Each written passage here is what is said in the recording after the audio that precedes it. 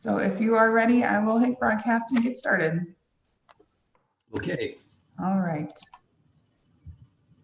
Good afternoon, everyone. Thank you for joining us for our afternoon program in this Week 10 World of Art Chautauqua Lecture Series. My name is Dakota Harkins, and I'm the Director of Education and Heritage Programming here at Lakeside Chautauqua. This afternoon, continuing from this morning's program, we're going to be looking at reviewing the world of art in ways that may be unexpected.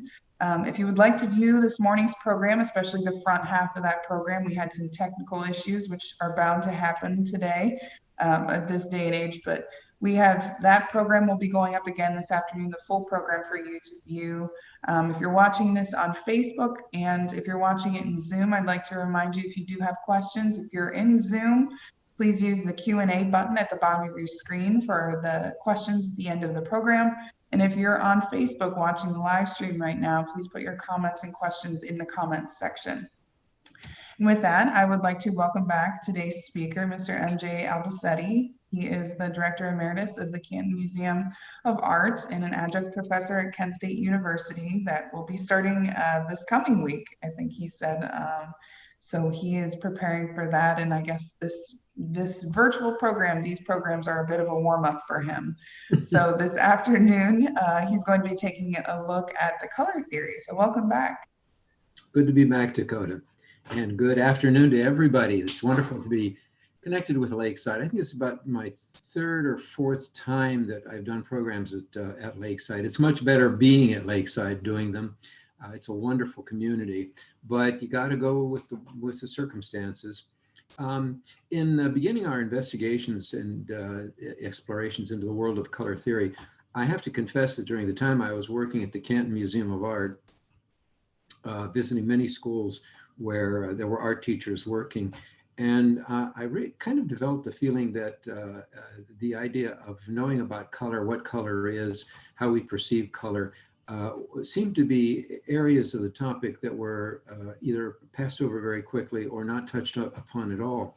And like most things that I do, I deep-ended it.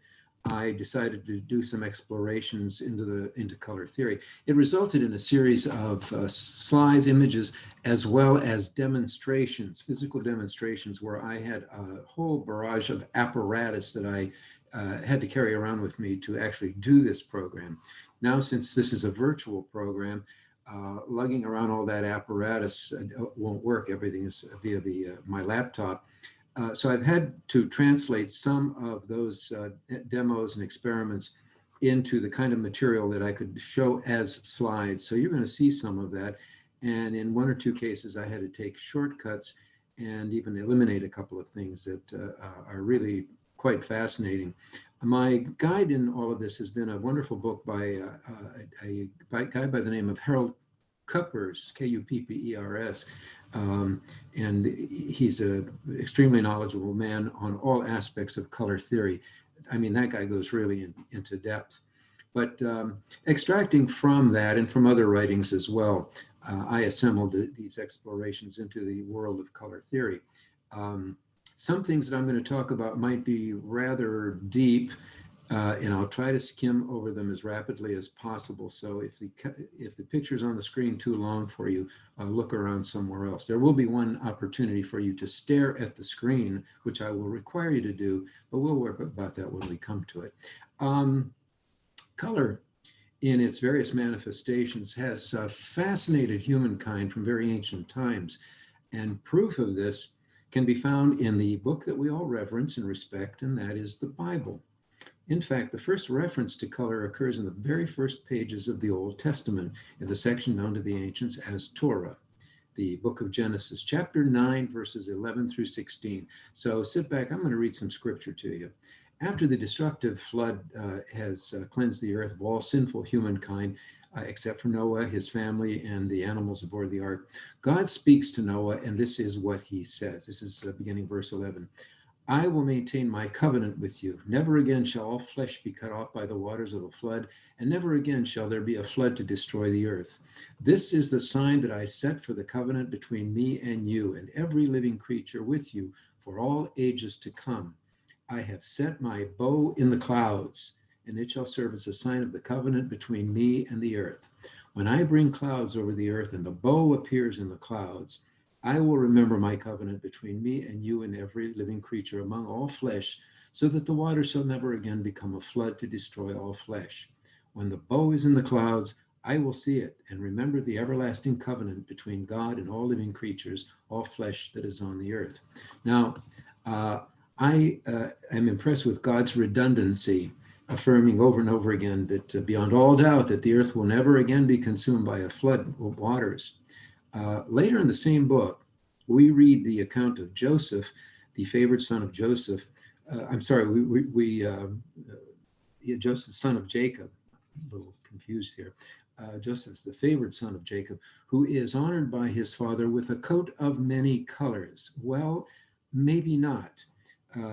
Perhaps it was only a decorated tunic, according to certain more recent translations, since the original Hebrew word is uncertain. But let me deal with that for a moment. Besides, a coat of many colors would be a rare and expensive item indeed, and probably the various dyes would not survive the intense Palestinian sunlight or the rain for more than a few weeks at best. But elsewhere throughout the Bible, there are a great many references to color, most important, more than anything else, for its religious and royal symbolism. That's a study in itself, and I do not plan to go there. But here's a painting that shows God's bow in the sky, and I think Noah and his family giving thanks that they have survived the catastrophic flood. But just imagine those early people, wanderers in the prehistoric landscape, witnessing a waterfall on a bright sunny day and seeing this nebulous arc of radiant colors, so tenuous, so temporary, or that they themselves could create such an arc by merely splashing a vessel of water, throwing it up into the air, and in a bright sunny day, windy day, and they would see the rainbow. We can only imagine their amazement. One wonders about the medieval period in our history when glass bottles were blown in several colors as well as clear white to be broken up and reassembled in cane-lid fixtures to create the magnificent stained glass windows of Chartres, Notre Dame, and other cathedrals. And we'll see a little bit of that a little bit later on. But we could also imagine people walking through the cathedrals, maybe like in England, where most of the glass was white. And yet, as they walked along the floors to see these bright bars of colored light on the floor, where did that come from? They didn't see any color in the windows, but they saw these streaks coming all the way down from the clear story windows. An interesting optical phenomenon. Okay, this is a transition.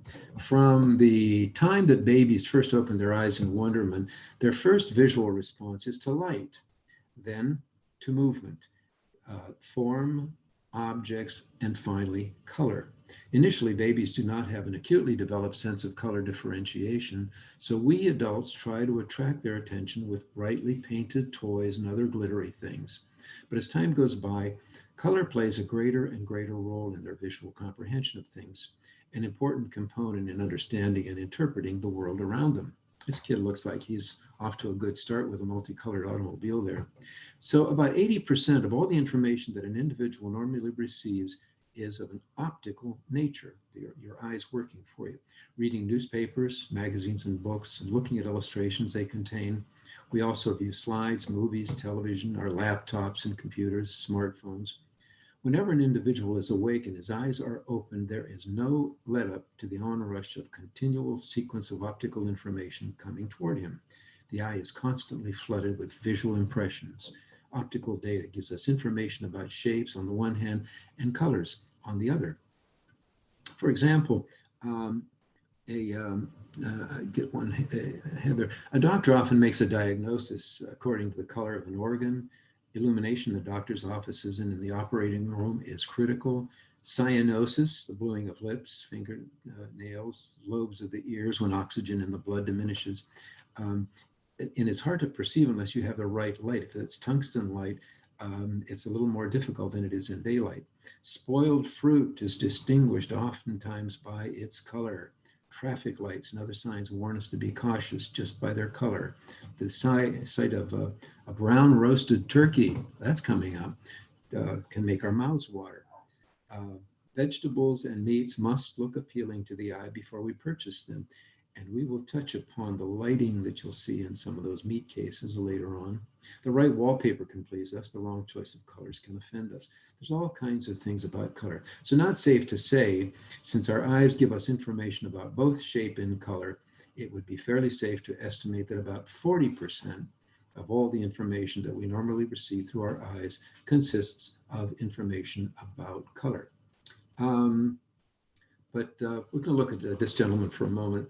But for all its importance, especially to those of us involved in looking at so much art and making decisions involving color, it's a subject hardly understood by most people. And it's going to be our task today to explore briefly the science of color, the function of the human eyes, and the use of color in printing, photography, color television, and finally in the area which concerns us the most, the world of art. So every high school or college course, in my opinion, should begin by addressing several basic questions. Exactly what is color? How do our eyes perceive color? What, where, and how do we get the colors that are used in paints, in color printing, fabrics and textiles, etc.?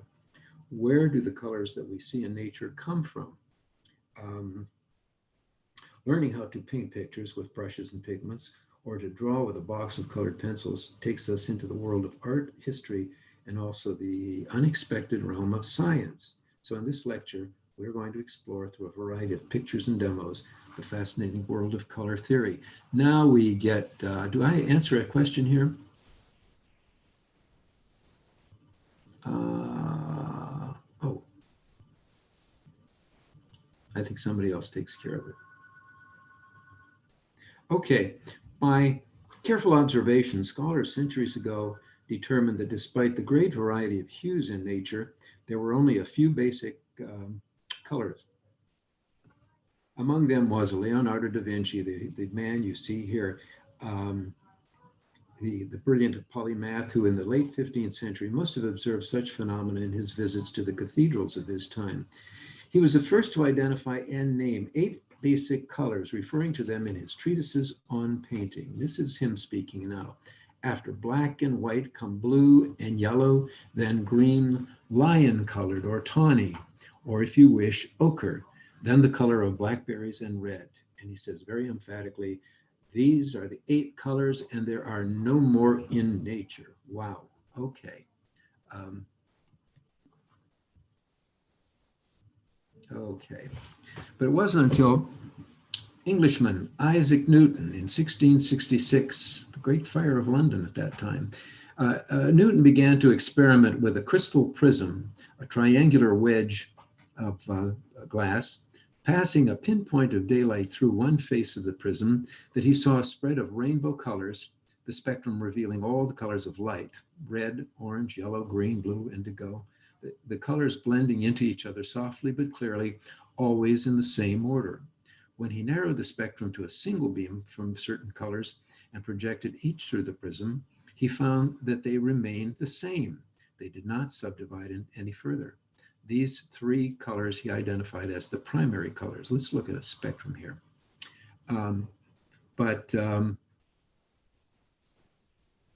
When he divided colors between the primary ones, these he identified as a secondary set of colors. Today we understand that because each wavelength has a different refraction index, that is, the light passing through the graduated thicknesses of the glass, remember it's triangular and it's pyramidal, the light ray is spread out after it passes through the refracting medium, creating the spectrum. Since then, we consider white not the simplest of all colors, but a combination of all hues. But exactly what was light and how did a beam of light contain the full spectrum of colors? Okay, for that we have to jump ahead now to the electromagnetic wavelength. Okay, are you sitting down? This leads us into a fascinating series of discoveries, all resulting from that search for an explanation of the color spectrum. Now, in 1800, Sir William Herschel in England was curious to determine if the different colors of spectral light gave off any heat. Like Newton, he used a glass prism to separate a beam of sunlight into its rainbow of colors. Okay. He then placed a thermometer under each color with one extra thermometer just beyond the orange-red light of the spectrum. To his surprise, he discovered, first of all, that all the colors did have a little heat to them of varying degrees, but the thermometer that was apparently out of the light range had the highest temperature. That's beyond I'll use the pointer here, beyond this range. And he had just discovered a range of light called infrared. Just a year later, John Wilhelm Ritter in Germany was inspired by Herschel's discovery to see if there might be light just beyond the purple end of the spectrum, invisible to the naked eye, and indeed there was. And he had just discovered ultraviolet.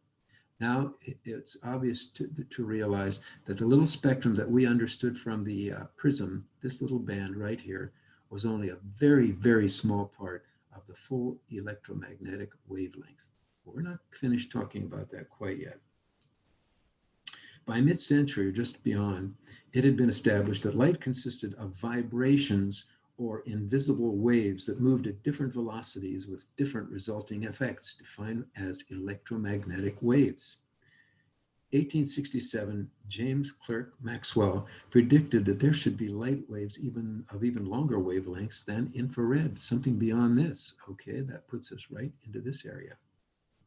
20 years later, Heinrich Hertz proved that the existence of the waves predicted by Maxwell by producing radio waves in his laboratory. But the scientific adventure did not end there. Could there be even higher energy wavelengths, lights evolving in the electromagnetic spectrum? 1895, Wilhelm Conrad Röntgen, a German scientist, was experimenting with vacuum tubes, and quite by accident discovered that rays emitted by those tubes not only exposed sheets of film that had not been processed yet, but they could also penetrate human flesh. Within a week, he exposed his wife's hand on a photographic plate in the presence of these rays, which clearly revealed her wedding ring and her bones. The photograph electrified the general public and aroused great scientific interest in a new form of radiation. That was the X-ray right over here. He called it the X-ray because it was an unknown type of radiation, and X seems to have been an interesting letter to use. All our science fiction movies usually have something in it about X. It should be called Röntgen rays, but has forever after been known as X-rays. But it wasn't until 1912 that scientists were able to conclude that they were indeed another form of light. Okay, gamma rays were first observed in 1900 by Paul Viard when he was investigating radiation from radium. A few years later, Ernst Rutherford proposed the name gamma rays right there for this new radiation, and the name stuck. But what were they? It took a while to figure out. By 1914, Rutherford proved that they were similar to X-rays, in other words, a form of light, if you will, but with much shorter wavelengths. And for those of you who enjoy the culinary benefits of the microwave oven, those radiant heat rendering waves that cook your dinner fall in the range of the electromagnetic spectrum between radio and infrared light. Radio and infrared microwaves right there. The discoverer or inventor of the microwave oven was Percy Spencer, and his invention was an accident. Spencer worked for a company named Raytheon, developing microwave radio transmitters during World War II. One day in 1945, he noticed that a candy bar in his pocket was starting to melt. The microwaves from the radar set he was working on were cooking the candy bar in his pocket. Also cooking part of his leg, I would say, if he would be aware of it. With a little experimentation, Spencer figured that the microwaves, radio waves at a frequency of approximately 2,500 megahertz, which are absorbed by water, fats, and sugars and immediately converted to heat, could be concentrated to penetrate and cook food evenly and quickly. He created the first microwave oven, workable one. It was 6 feet tall and weighed 700 pounds. Aren't you glad that he found an easier way to make them? And the first food he cooked in it was popcorn. Since then, as you are well aware, microwave ovens got smaller, lighter, and less expensive. The only part of the very broad spectrum of radiant electromagnetic energy is a very narrow band of visible radiation. That is what we see right here. There's a bit of a long explanation here, and I'm going to avoid that about the speed with which some of these travel. Let me see, just maybe to give an example. For instance, cosmic rays all the way over here travel very, very fast. There's 1 billion, each cycle is 1/1000th of a meter. In other words, 1 inch contains about 25.4 million nanometers, which is a way of measuring. And you go to the other extreme, the radio waves, and on the electric power waves, the average wavelength is almost 3,100 miles. That is one wave. Okay, let us move on to something else. We're going to focus on that tiny slice of electromagnetic spectrum, which is the visible light which we can see. That is represented here by a manner of transmitting the representation of the three cones of light that we can see. And these, as we'll learn, these cones represent the cones in the eye. And from the lower end of the spectrum, between 380, that would be right down here, 380 to 400 nanometers, that's the measuring gauge here, to about 450, which is going to be right about here. We have violet blue, which is at its peak perception at about 440. It goes on from 450 to 480. We have blue from 480 to 510. We have blue-green, cyan blue at 485, which is right in here. From 510 to 550, we have green. From 550 to 570, we have yellow-green. 570 to 590 gives us yellow. And so it goes on. So by the letters up here, we can see what colors are represented. You can see violet, blue, green, and orange-red are the three primary colors of the visual of light. The ones that fall between cyan blue here and yellow here are combinations of these two. Okay, you see how they overlap. These are pure and these overlap. Now you'll notice that there are only 1, 2, 3, 4, 5. One color is missing, and this is one color that is not produced on the visible spectrum. I took this image and I manipulated it, and I wanted to explain where it is that you can see it. We're talking about magenta. Magenta is not on here. If we were to loop this around, because keep in mind, these are three cones. If we loop this around into a circle instead of three in a row, imagine them as three grouped together, like three bottles pushed together to form a trio. So I'm going to loop this around, and you're going to see what happens when we pull it around the other way. Here is orange, red, and here's violet, blue. And right here is magenta. Not on the spectrum, but it is produced in the eye by the placement of the cones in the eye. Okay, enough of that. Let's see where we are now. We're going to study the human eye. We're going to see this image for a little while.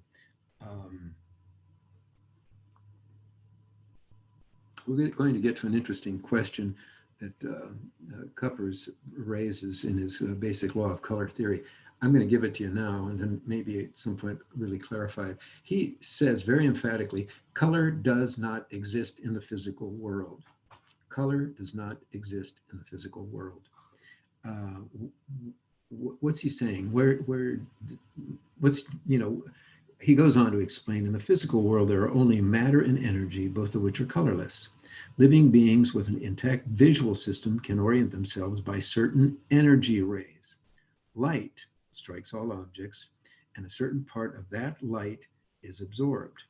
The rest is remitted or transmitted and reaches the observer's eye. Hence, the color stimulus is the remnant of illuminated light that was not absorbed by whatever the object happened to be. That sounds complicated, but we'll get into it. We need to study the eye. When the eye perceives light, the light strikes the cornea first of the eye. Here, we'll deal with these various parts. And the cornea is going to actually begin to focus the image just a little bit. It's the first focal point of the eye. I want to watch my notes here so I don't say anything wrong. My eye doctor would kill me. It's actually a clear area of the sclera. The white of your eye clears at this point, and that becomes the cornea. If you ever have laser surgery to have your eyes corrected in a very simple procedure, laser surgery, it is this portion of the eye that is, how can I say it politely? It's the upper surface is peeled away, and laser light is used to restructure the inner lining, and then this is flipped back over, and instantly you have a clearer vision. Okay, just beyond the cornea, light passes through a chamber of clear fluid called the aqueous humor to the iris, and this is the iris right here. This is the colored portion of your eye. When they look at your beautiful blue eyes or green eyes, that is what they're looking at. The iris of the eye works like the shutter of a camera.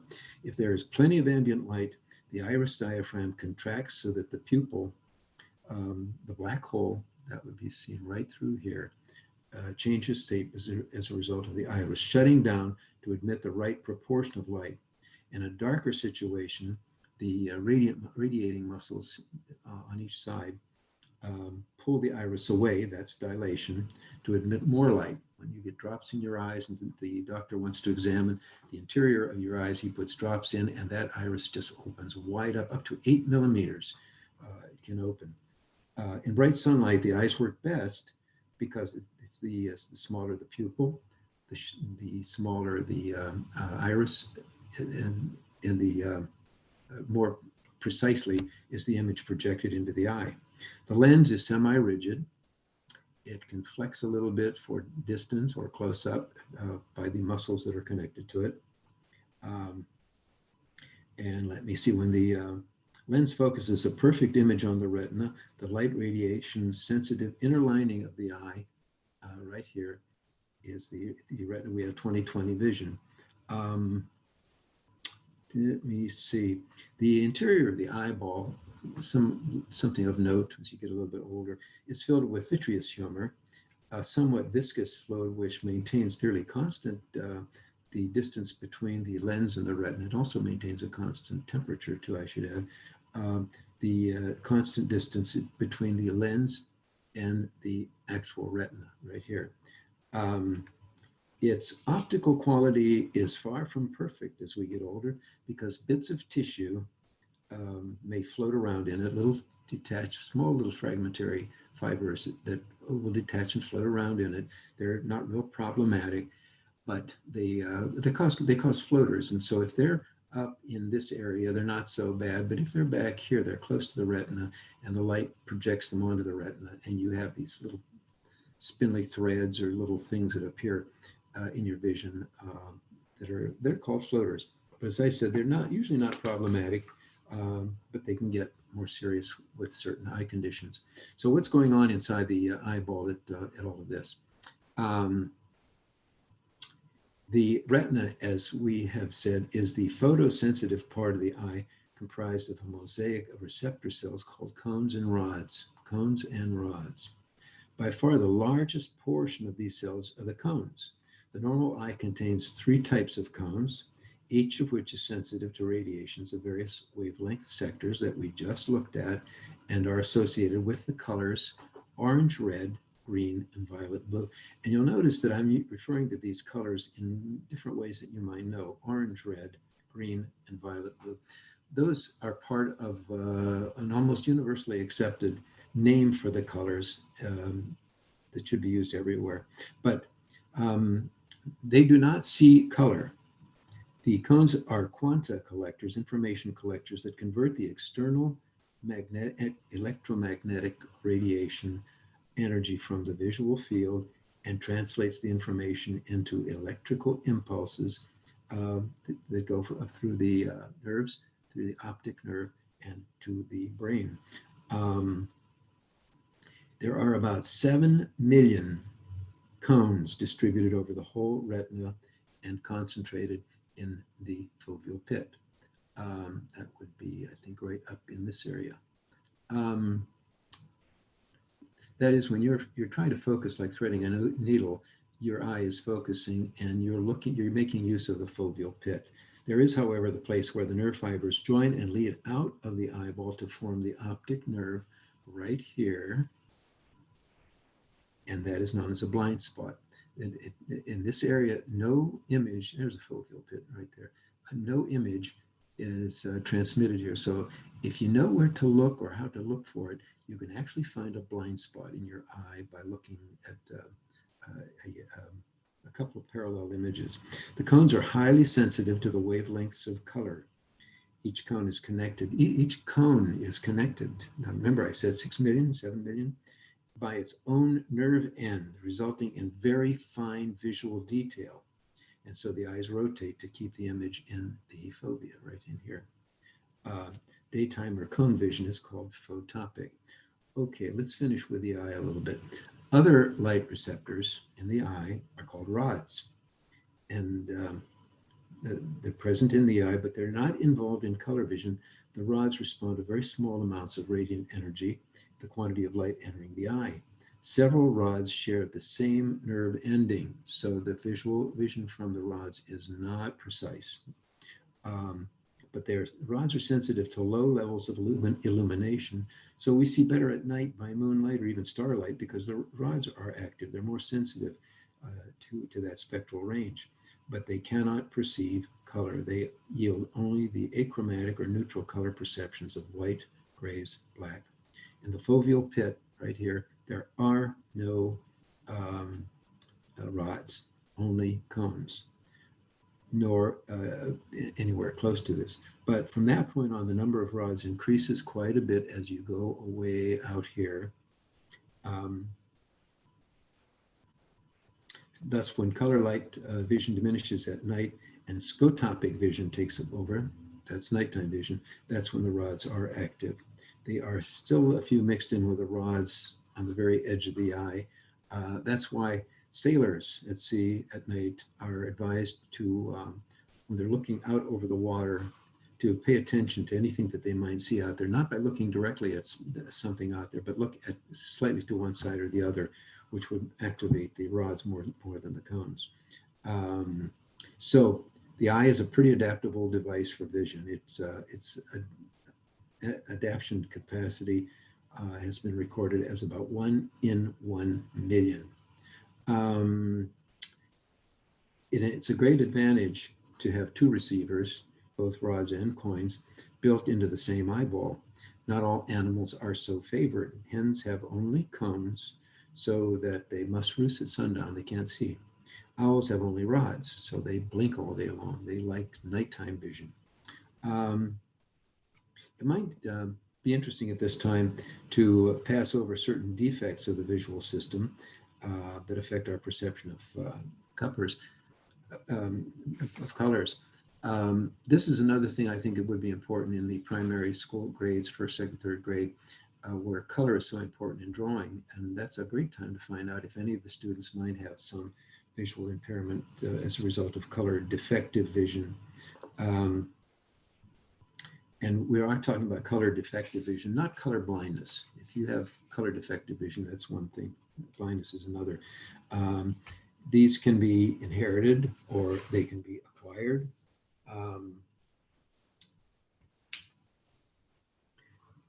The inherited disorders are fairly frequent. They can be found in about 8% of all males, but only about 0.4% of all females. People who can perceive only differences in brightness could be called black and white viewers, a disorder called monochromacy. I won't go through all of these, but what we're looking here is a set of what are called the Todd Ishihara color plates. And this is probably the quickest way to detect some sort of color defective vision. You're shown a series of not very big pictures. They're only about, maybe 4 or 5 inches in diameter. and they consist of a series of colored dots of different arrangements of colors. And in the color arrangement, you should be able to see that there are numbers in some of these, numbers in all of them. Your ability to see or not see these would determine a certain type of color defective vision. The patient who would be looking at this would be asked to take a pointer and to draw with the pointer the whatever he sees in the Todd Ishihara color chart. So if his pointer draws a perfect 8, or if it draws a perfect 9 over here, he's okay. But if he has some problem detecting any of the others, then it would help to determine his type of color defective vision and ways of compensating for it. And it's very important for various reasons. When I was experimenting with these Todd Ishiharas, I had the whole set and I was looking through them, flicking through, it's like a little book. And I got to the last one and I could not see any, I could not detect any number in it. And I had a panic attack thinking, my God, I've got some kind of color defective vision and I never knew it. So I flicked to the back of the book where it had explanations of each of these. And it said the very last color chart, it has no number or anything in it. It's only there because some people try to dissemble. That's the word they use, try to dissemble. So fortunately, I discovered that I had no problem. Color defective vision can be a problem in being able to perceive the different types of lights. Sometimes they're not always in this arrangement or other arrangements of lights. Colored signs that you see, drive on any freeway, and this is the kind of thing you will see all over the place. Problem of color defective vision. I even had somebody in one of my classes who came up and confessed to having color defective vision, was wondering something about the color of an image in the book. Okay, now I told you I was going to have you stare at the screen for a while. This is a color phenomenon, an eye phenomenon actually, called after images. Oh, one other thing about color defective vision, color defects can be caused by multiple different types of things, sclerosis, types of anemia, leukemia, deficiency diseases. But here's a clincher. Tobacco and alcohol can cause problems with color vision. If you were to stare at the dots of any one of these images and try it once, pick one of these, like pick the yellow here or the red, and just stare at that dot while I'm talking and having a sip of water. And then after you've stared at that for a while, I'm going to ask you to shift your eye from whatever you're looking at, whatever dot you chose, and then stare at this white space. And you will see a color opposite after image, because it's a way of exhausting the work of the cones in your eyes. They're overreacting. And when you look at a white area, it can go to the complementary color.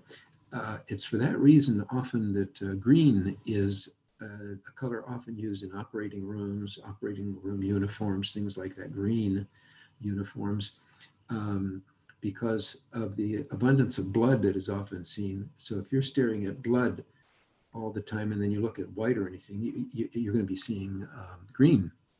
And this way, if it's green already, it blends in and you have no problem. Your eyes adjust readily. So that deals with after images. The importance of color, as we see it, is just a beautiful experience, because everything we look at, this is my front yard where we've had a real abundance of plants this year. I have a 12-foot sunflower growing by the side of my house. And yet the realization that three things are necessary in order to see this bouquet. One is light, a form of light. Number two, the flowers themselves.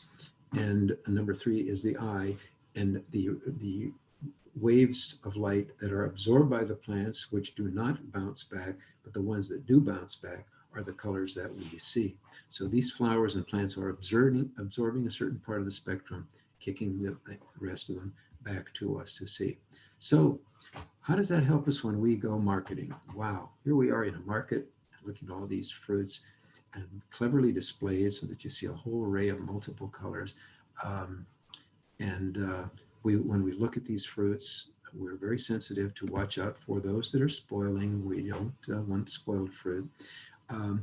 The people who are in the marketing business know the secret about how to display things. You don't want all the cereal companies to be producing the same color. And so some people think blue is an appealing color for cereals, and their boxes are blue. During World War II, almost all the cereal boxes were white, saving on ink and saving on cardboard and all of that. They were all white with maybe green lettering. But here you just see a proliferation of color of all sorts. And so I was walking through a market here in town, taking pictures of different things. You ever notice too that when you're buying meat, you look at the meat in the case and it just looks so wonderful, and you think, oh, I'm going to take 3 of those steaks and a couple more of those. And when you get home and you unwrap it, they don't look quite as good as they did in the market. Okay. It depends on the kind of fluorescent lighting that is often used in these cases. This is just not pure light. It is light that is controlling a certain wavelength, a certain balance between the color spectrum to bring out the reddishness of the meat. Okay, now you know the secret. So if you're looking for meat, ask the market man back here to take the meat out and show it to you, and that'll save you one step. Okay. Okay, I love pasta, so I had to shoot this picture. Imagine me walking through a supermarket, clicking pictures left and right. It's a wonder I wasn't arrested and thrown out. It happens to be a market that I use frequently, so I guess they know me. And I love Oreo cookies and all the other stuff in this whole row. In fact, I spent about $20 before I left the place. Oh, look at that. This is a very important picture to me, and there were 2 or 3 women standing here talking, so I had to ask them to move so I could get this picture. But look at all of these wonderful colors. And kids go for this. If you take your little kids through the cereal section, they want this one or that one based on the color. White light color, white. There is no such thing as a pure white light. There is no such thing as a pure white light. And we learned that whenever we want to buy light bulbs for different rooms. On the left, we see an example. This is a display that is in a lot of paint stores. On the left, I should say hardware stores that have light bulbs. On the left, you see a bright daylight type bulb, very stark, very hard on the eyes, but if you like intense lighting for reading or whatever, that's it. The second one over is more of a warm daylight, warm kind of light. And then the one on the far right is a much more subtle color. And you can buy these types. I even found putting a new light bulb in the room here. It's too bright for me, and I like the middle one better than this kind of a thing. This is too intense. Yeah, and here are close-ups of those. This is one of the demonstrations where I have this device, something similar to this, that I can show how the different types of light, 4 different fluorescent installations that show how light affects the ambient situation. And another way to prove that is placing fruits on different colors. We're going to look through about 5 or 6 or 7 of these, banana and an apple and a green pepper on a light blue field.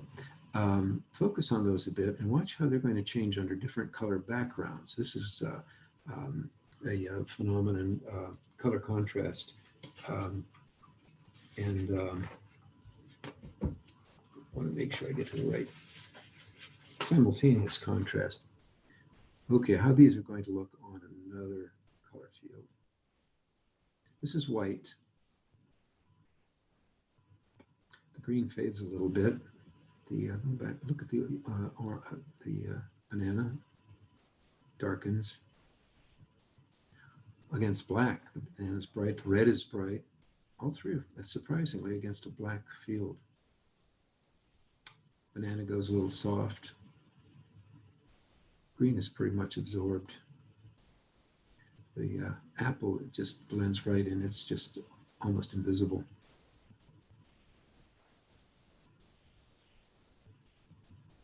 So color does not exist in the physical world. Now we're going to get a little bit more scientific. How do you prove that? One of the ways to demonstrate this is to draw color out of materials that have no color in them, achromatic materials. So what you're looking at is the surface of an overhead projector over which I have placed a sheet of polarized film, polarized material. To explain, polarized material is like a plastic substance that has been stretched and stretched and stretched, just like a rubber band, but stretched, and it's clear. And as a result, the molecular structure of that plastic material has all the have been lined up. They're just lined up in one direction rather than being helter-skelter. They're lined up in one direction so that if you rotate two polarized filters together, the screen will go dark. Next time you go to see a 3D movie, keep the glasses, take them home, and you'll notice that if you look at your TV and rotate your head a little bit sideways, your screen's going to go dark. Or if you have polarized sunglasses, look at your screen and move your head around, because your computer screen, your TV screen, if you've got the big large screen things, is polarized. So what I've done here is I have placed on the overhead projector, turned on, a sheet of polarized material, one sheet. And over top of it, I've taken up a crinkled sheet of cellophane, which is similarly stretched. So it's not quite completely polarized, but it's partially polarized. As a result, when these, a third sheet of another layer of polarized film is put on top of this, it is going to create a refraction through all of this, and you're going to see colors. When this is projected on the wall, it is really quite colorful. So let's go. We're putting the second sheet on top of this, and we're starting to rotate it. Look what's happening. That ordinary cellophane is revealing all kinds of color. There's no color in any of this. I was even accused one time of faking it when I was doing this lecture at an art museum of all places. Let's rotate a little bit more. Look at that. And with two sheets of polarized material, an overhead projector, and cellophane, you can achieve this color demo with no problem at all. This is just a folded piece of cellophane that's perfectly clear. And rotate, and look what comes out. I did all these in my basement, just, but when this is blown up on a wall, my gosh, it is spectacular. Here is what we call a jewel box, which is the thing your CDs come in when you're buying classical CDs, and I hope you do buy classical CDs, but take out all the material that's in them. So you're just looking at the plastic. This is created, the plastic is extruded into this form, resulting in strains that you cannot see. There's a lot of strains going on here, but you cannot see them. If you polarize them, put this between two sheets of polarized material and rotate, this is what you see. Here's another one. I learned I should clean the glass before I took pictures, but look at how dazzling those are. Look at that. Using polarized light.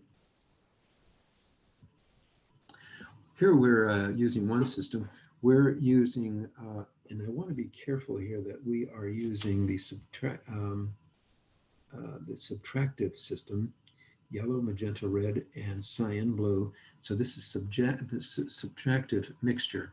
There's the yellow, and we're going to add to the yellow the magenta red, and you begin to see that the color combinations that are formed with a more orange red here, yellow, orange, red, magenta, and then we're going to add the third lighter blue, and then you see the rainbow that you get here of all of the colors. Now this is the yellow, magenta, yeah. If you overlap these, you will discover that where they should go to black, they do not. These are, I think, the print colors. It should go to black, but it does not. It's because of basically the impurity of the dyes that are used for this particular color material. So when printing, The black here has to be an additional layer. So instead of a 3-print process, it's a 4-print, the last print being black. And even Da Vinci called attention to that you do need black and you do need white in different operations. So I think we're through with that segment. Another important detail here is getting to my last. Okay, got it right here. The colors that we have are what we call colorants. They're the colors that we use in paint and the colors that we use in dyes. And they're two very different things. Colorants are used in many industries to color clothes. They're used in paints, plastics, photography, prints, ceramics, whatever. The colorants can be either dyes or pigments. Dyes are soluble colored organic compounds that are usually applied to textiles from a solution in water. In other words, they are transparent and soluble in water. They're not particles, microscopic particles of anything, but that's what pigments are. Pigments are made up of small particles of things floating around in a fluid. And depending on the types of dyes and the types of pigments, how they absorb light. A dye in solution is colored because of the selective absorption of certain wavelengths of light by specific bonds in the molecule. The light that is transmitted is seen by the observer and appears colored because some of the wavelengths in the visible spectrum are now missing. Synthetic dyes were first discovered about 1856. And let me see more. Now, pigments are insoluble compounds used in paints. In other words, they have to be ground up and they have the particles used in printing ink, ceramics, plastics, things of that sort.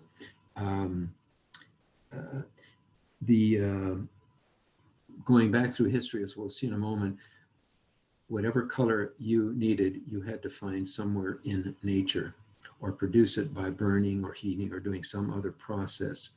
And it wasn't until much later time that another system was found for doing that. Among the organic pigments, these result from complex chemical processes involving acids resulting in specific colors like azo, phthalocyanide, anthraquinone derivatives. Sounds like a type of coal, and those are the coal tar pigments. So now you know that they're colorants, which are dyes, and they are pigments. So we're going to use that little bit of information to go through a little bit of art history, and this is the entertainment portion of my lecture. So let's go.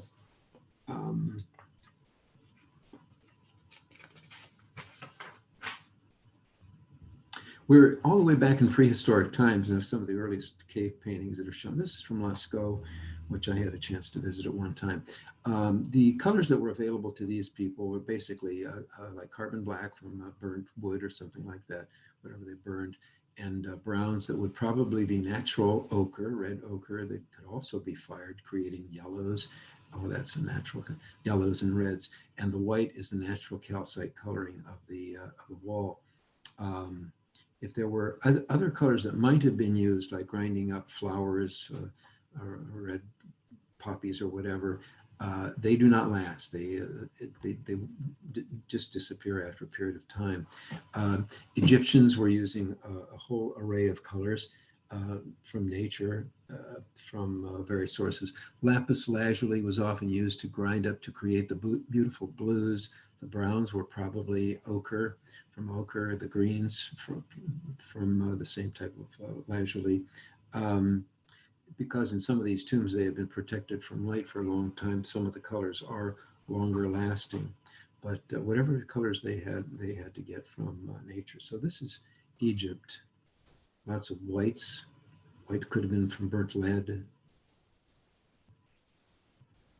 Chalk could be used, and blacks from burning wood.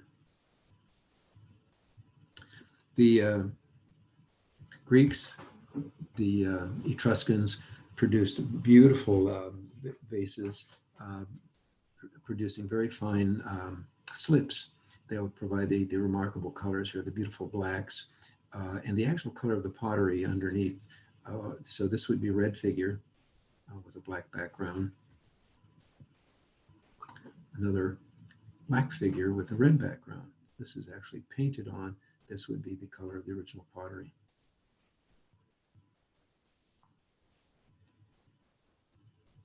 You have to know a little bit about pottery making to understand about colors. If you go to any museum, like in Canton, you go to the Canton Museum of Art, where there's a pot shop, and ask to see the room of the where they have the slips, the substances that can be used to create the glazes to the pottery to give them their different colors. They're powdery, they're mixed with water, and when they're watery, the pot can be painted with them or dipped in them, and the resultant color will probably not look like the original material because it turns a different color in the heat of the kiln. That's an amazing thing to see. The Chinese were masters of various types of pottery. This is, I think, Ming period pottery, just beautiful. Etruscan tombs. Notice that the colors remain pretty much the same, the browns, a little bit of blues in here. But earth tones, mostly earth tones. This is Etruscan, a beautiful Etruscan vase, black figure. There are going to be various types of pigments and ways of applying them. In this case, this probably, this is Pompeian period. This might be the type of encaustic where the paint is mixed with wax, with liquid wax, and then applied to a flat wall, plastered wall, and treated with an iron to get the coloring to blend into the wall. Sometimes this is described as fresco. It is fresco only if you're using actually a kind of water-based paint. The Villa of the Mysteries is just exquisitely done in some very beautiful colors here.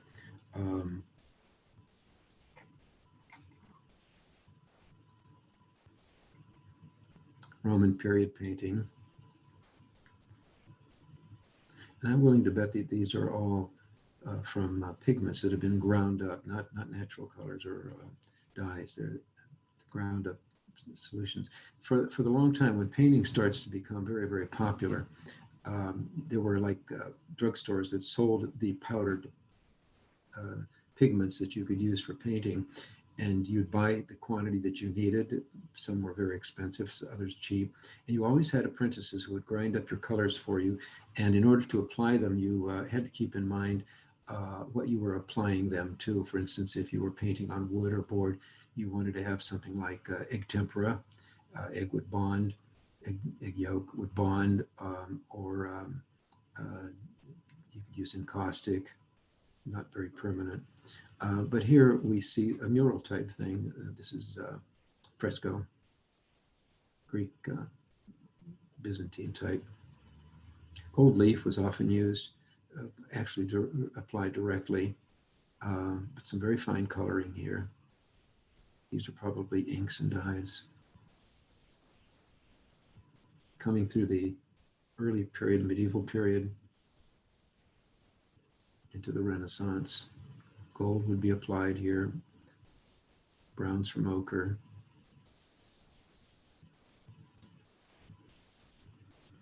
Beautiful illuminations. The Romanesque period.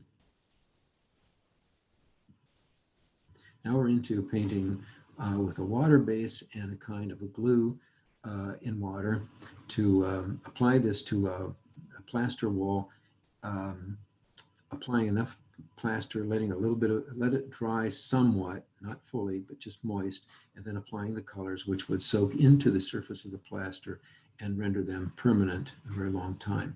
And it's going to become a very popular method. This is the first artist that we can name is Giotto.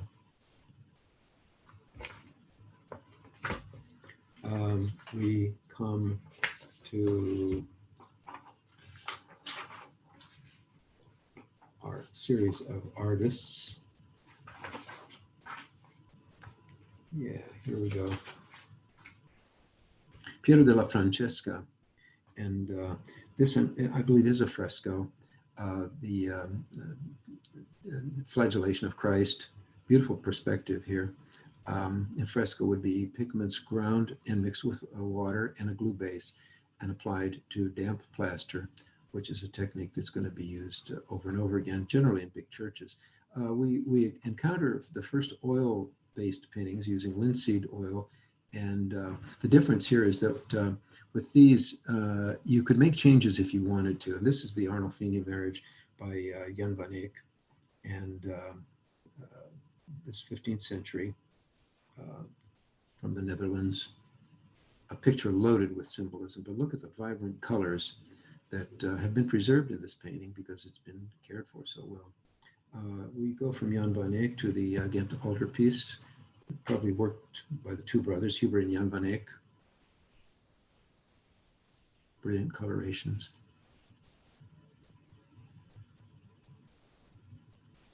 Botticelli, Sandro Botticelli, creates Primavera, springtime, 1482, oil painting.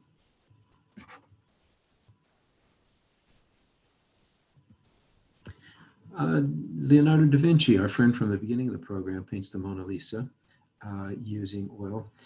He was not a real trustworthy painter in terms of getting the job done.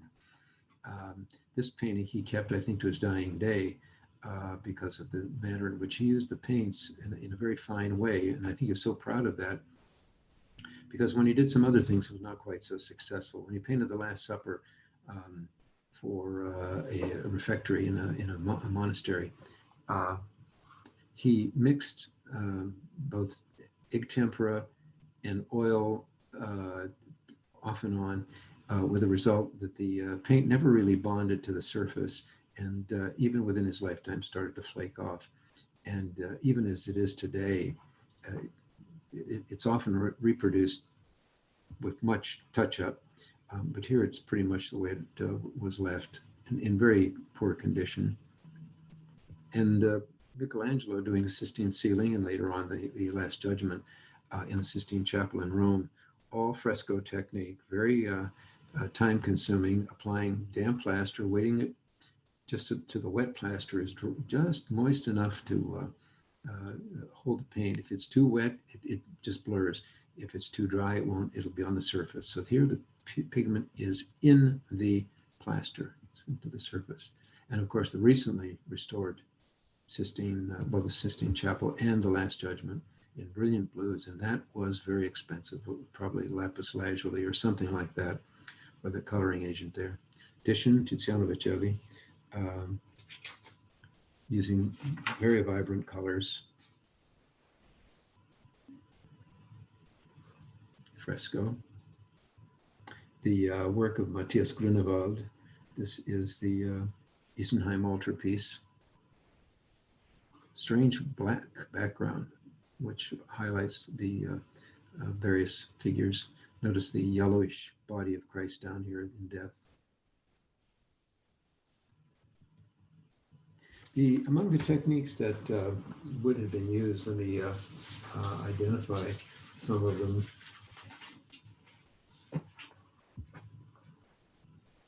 Yeah, the ancient artists used colors from nature mixed with water. Later, pigments that are mixed with egg yolk, which is tempera.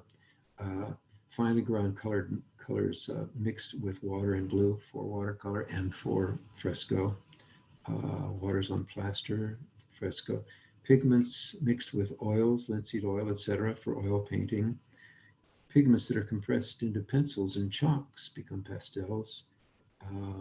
New chemical processes to create colors by artificial means, and new theories on light and color as understood by some of the later artists as we come to them.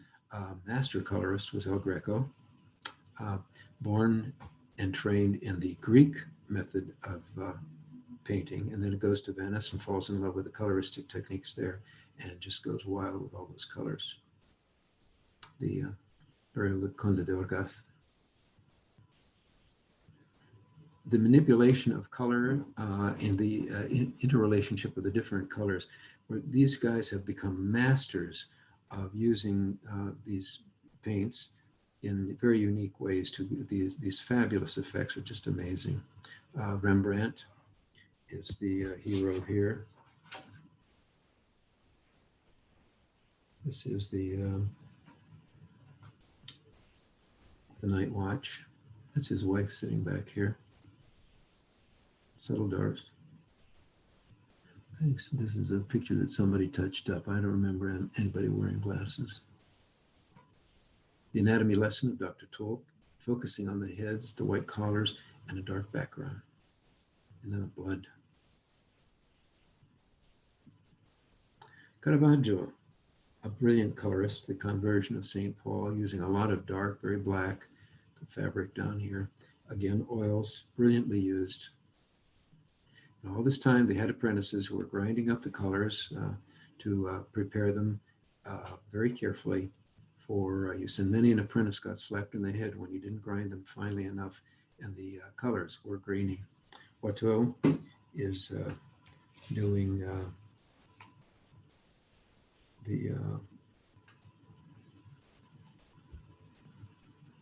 representing the French, beautiful coloristic effects here. Jericho, the Raft of the Medusa, powerful.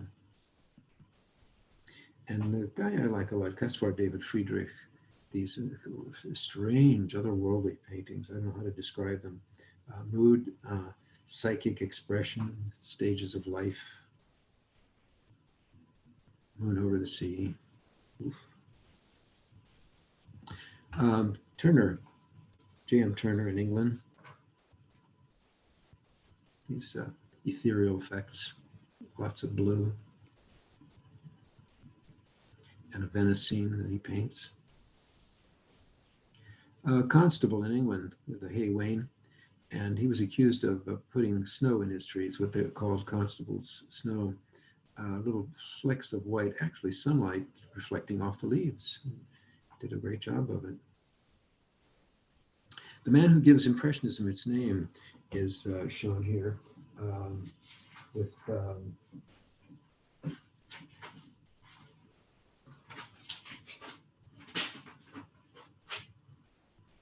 Monet, very loose brushwork. Here, instead of blending the colors on the palette or other methods, actually blending them right on the canvas. And he called this impression, sunrise and impression.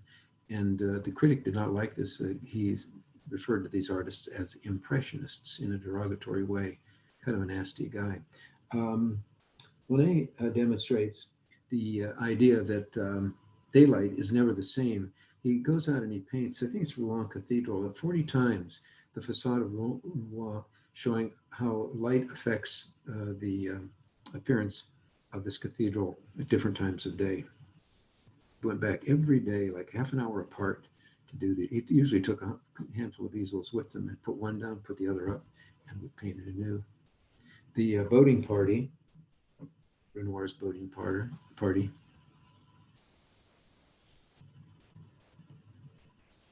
Now here we have a problem. This is something recognizable to all. This is Seurat, the Sunday on La Granchette, and he was trying to experiment with optical art. The idea that instead of painting a color pure, that he would use a series of little dots of different colors, which at a distance would blend together to create a specific color. Only it didn't work, because no matter how far away you stand from a Seurat painting, they do not blend, this pointillism, but it still creates a dramatic effect. The dots are too big. They have to be very, very small and seen at a distance, as you will see sometimes in, go up to a billboard sometime and look close up at the image on the billboard, and you'll see that it's all dots that create the color picture. Van Gogh would never have been able to paint. He was so poor, they would never have been able to hire somebody to work for him to grind up colors. By this time, paint is available in tubes. And we come to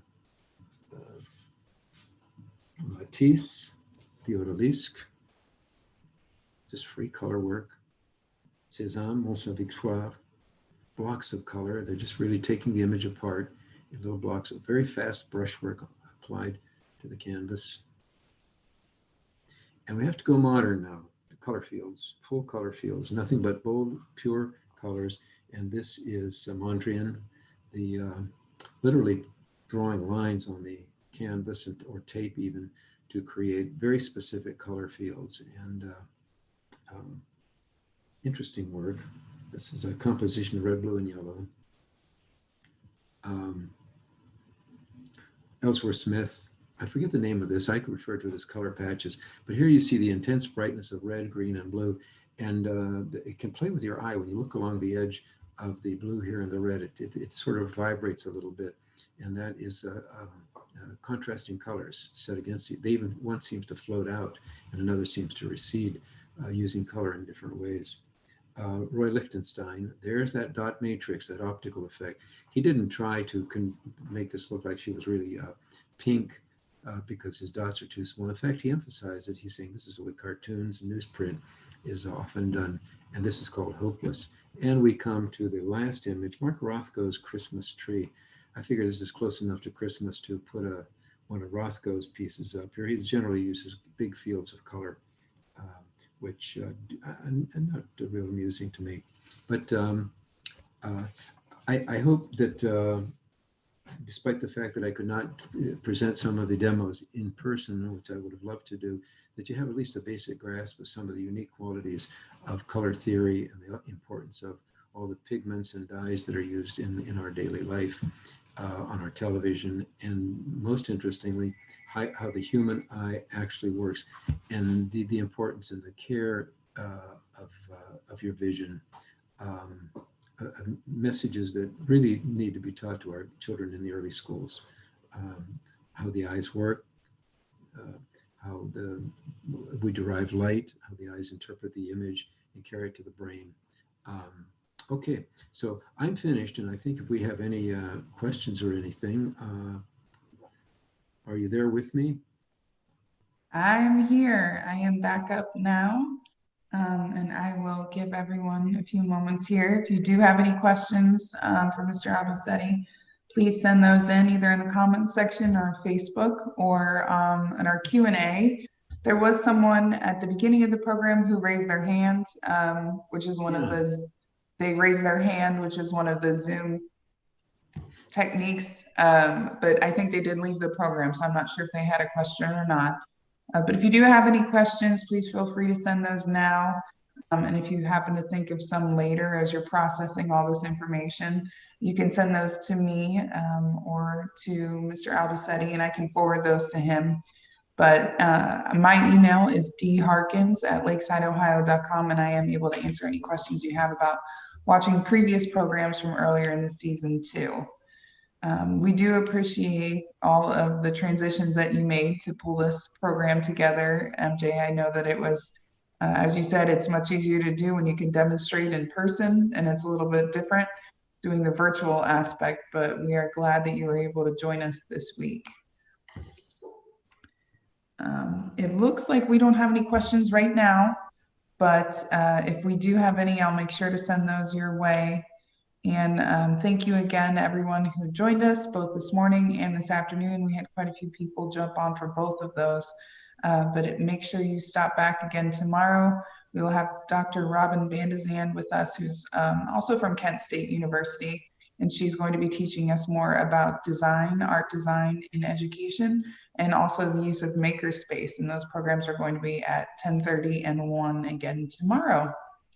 So with that, I will say thank you again, MJ. It was great having you, and we look forward to having you here at Lakeside in the future.